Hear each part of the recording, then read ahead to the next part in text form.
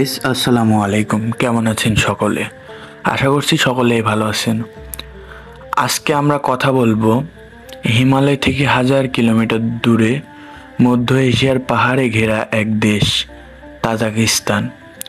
পৃথিবীর বেশিরভাগ মানুষ এর নাম শুনেছে, কিন্তু এর ইতিহাস, সংস্কৃতি এবং যুদ্ধের গল্প প্রায় কেউই জানে না।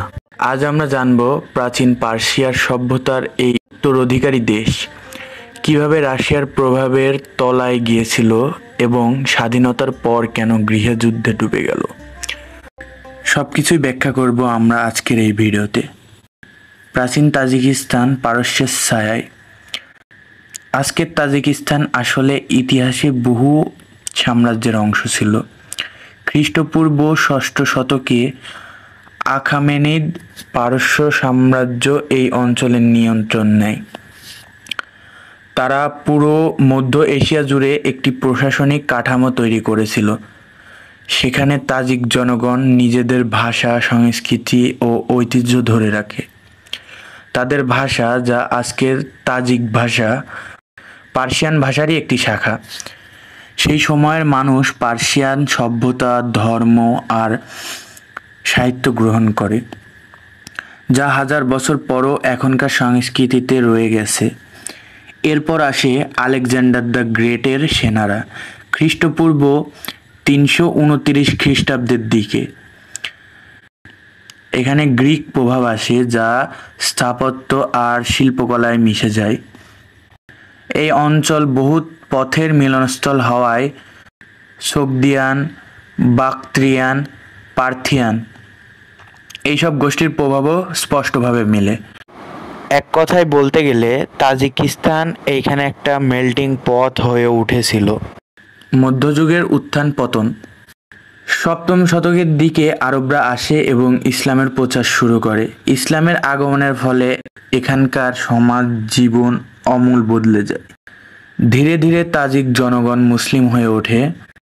সমরখন্দ, বুখারা এই অঞ্চলগুলোর প্রভাবে তাদের মধ্যে এক সমৃদ্ধ ইসলামী সাহিত্য, বিজ্ঞান আর স্থাপত্যের ধারা তৈরি হয়। বুখারা আর সমরখন্দকে বলা হতো মুসলিম বিশ্বের জ্ঞানকেন্দ্র। সেই প্রভাব তাজিকিস্তানেও ছড়িয়ে পড়ে। পরে আসে মঙ্গল আক্রমণ।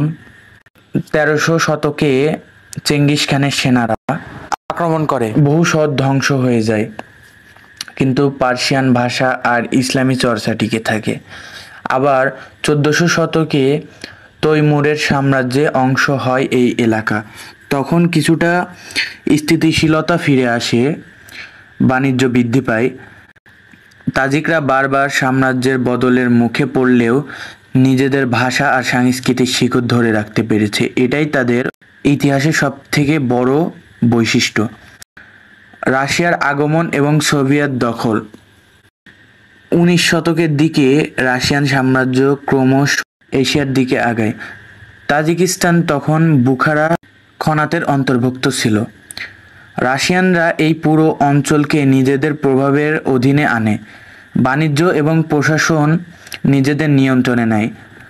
রাশিয়ার আগমন একদিকে কিছু সুযোগ তৈরি করেছিল, কিন্তু স্থানীয় শাসন ব্যবস্থা এবং সংস্কৃতির ওপর প্রভাবও ফেলেছিল। 1920 সালের দিকে বলশেভিক বিপ্লবের পর রেড আর্মি বুখারাকে দখল করে। 1929 সালে তাজিকিস্তানকে আনুষ্ঠানিকভাবে সোভিয়েত সমাজতান্ত্রিক প্রজাতন্ত্রের মর্যাদা দেয়। সোভিয়েত যুগে শিক্ষা, স্বাস্থ্য, শিল্প, নারীর ক্ষমতায়ন এসব উন্নয়ন হয়েছিল, কিন্তু স্থানীয় ভাষা দমন, রাশিয়ান ভাষার প্রভাব, স্থানীয় ধর্মীয় রীতি কাঠামো ধ্বংস এসবও চলেছিল। সোভিয়েতরা এক ধরনের দ্বৈত নীতি চালিয়েছিল, উন্নয়ন দিয়েছে কিন্তু নিজের নিয়মও চাপিয়ে দিয়েছে। স্বাধীনতা, স্বপ্ন আর সংঘাত। 1991 সালে সোভিয়েত ইউনিয়ন ভেঙে গেলে তাজিকিস্তানও স্বাধীন হয়, কিন্তু এই স্বাধীনতা আসলে এক নতুন বিপদের দ্বার খুলে দেয়। সোভিয়েত আমলে কিছু কেন্দ্রীভূত নিয়ন্ত্রিত ছিল, তাই হঠাৎ সেই শাসন ব্যবস্থা ভেঙে গেলে রাজনৈতিক শূন্যতা, অর্থনৈতিক বিপর্যয়, প্রশাসনিক অরাজকতা সৃষ্টি হয়। সেই সুযোগে বহুত শক্তি মাথা তোলে। সাবেক কমিউনিস্ট নেতারা ইসলামপন্থী রাজনৈতিক দল, আঞ্চলিক গোষ্ঠীর নেতা সবাই আলাদা আলাদা স্বার্থ নিয়ে ক্ষমতা দখল লড়াইয়ে নামে। তাজিকিস্তানের স্বাধীনতা মানে আসলে ছিল একটি নতুন যুদ্ধের শুরু, গৃহযুদ্ধ 1992 থেকে 1997। তাজিকিস্তানের সবথেকে অন্ধকার সময় 1992 সালে শুরু হয় ভয়াবহ গৃহযুদ্ধ। মাত্র কয়েক মাসের মধ্যেই পরিস্থিতি পুরোপুরি নিয়ন্ত্রণের বাইরে চলে যায়। এই যুদ্ধে নিহত হয় প্রায় 50,000 মানুষ, প্রায় 10 লাখ মানুষ গৃহচ্যুত হয়ে শরণার্থী হয়, যা তাজিকিস্তানের মোট জনসংখ্যার বিশাল অংশ। যুদ্ধের প্রধান শক্তিগুলো ছিল সাবেক কমিউনিস্ট নেতা এবং রাশিয়ান সমর্থিত group Islamic renaissance party IRPT, যারা ইসলামিক শাসন চাচ্ছিল, আঞ্চলিক ও উপজাতির মিলিশিয়া। প্রতিটি গ্রুপই ছিল ভীষণ ক্ষমতালোভী এবং এদের মধ্যে বহুতবার জোট বিরোধিতা, জোট ভাঙা চলতে থাকে, যার ফলে সাধারণ মানুষ সব থেকে বেশি ক্ষতিগ্রস্ত হয়। এই যুদ্ধে ভেঙে গিয়েছিল মানুষের আশা, ছিন্ন ভিন্ন হয়েছিল হাজারো পরিবার। আন্তর্জাতিকভাবে জাতিসংঘ, UN এবং রাশিয়া একসাথে শান্তি আনতে চেষ্টা করে। বহুতবার আলোচনা ভেঙে পড়ে, আবার নতুন করে চেষ্টা হয়। শেষমেশ 1997 সালে একটি শান্তি চুক্তি সই হয়, যা তাজিকিস্তানের ইতিহাসের নতুন অধ্যায়ের সূচনা করে। ইমোমালি রহমানের উত্থান। গৃহযুদ্ধের মাঝেই 1994 সালে প্রেসিডেন্ট নির্বাচিত হন ইমোমালি রহমান। তিনি শান্তি চুক্তির পরও ক্ষমতায় টিকে যান এবং খুবই কৌশলে ধীরে ধীরে সকল বিরোধী শক্তিকে দমন করতে শুরু করেন। 1997 সালের পরে তিনি ইসলামিক রেনেসাঁ পার্টির অস্ত্র জমা দিতে বাধ্য করেন, অনেক বিরোধী নেতাকে নির্বাচন বা জেলে পাঠান, নিজস্ব রাজনৈতিক দলকে শক্তিশালী করেন। রহমানের শাসন নিয়ে দুই রকম কথা শোনা যায়। অনেকে বলেন তিনি স্থিতিশীলতা ফিরিয়ে এনেছেন, আবার অনেকে বলে তিনি কার্যত স্বৈরশাসন কায়েম করেছেন। রহমান তাজিকিস্তানকে যুদ্ধের ছায়া থেকে বের করতে পেরেছিলেন, কিন্তু তার বিনিময়ে মানুষকে অনেক স্বাধীনতা ছাড়তে হয়েছে। আজও 2025 সাল পর্যন্ত রহমানই প্রেসিডেন্ট। তার শাসনকাল 3 দশক পেরিয়ে গেছে এবং এটি মধ্য এশিয়ার সবথেকে দীর্ঘস্থায়ী শাসন ব্যবস্থার একটি উদাহরণ।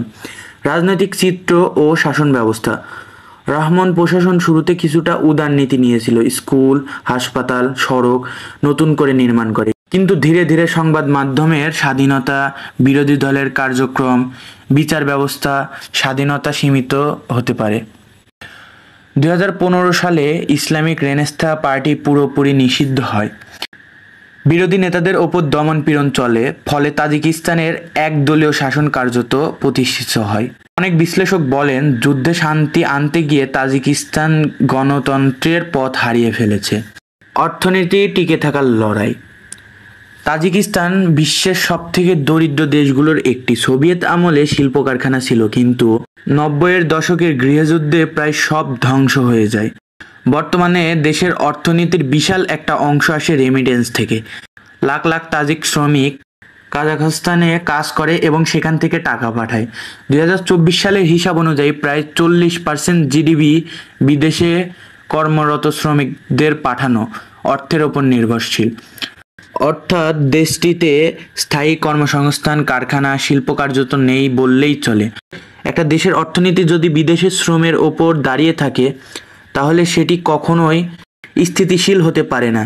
ভিডিওটা যদি ভালো লেগে থাকে তাহলে চ্যানেলটা সাবস্ক্রাইব করে দিবেন এবং লাইক দিয়ে আমাদের পাশে থাকবেন, কারণ প্রতিটা ভিডিও তৈরি করতে আমরা সকলে অনেক কষ্ট করে থাকি।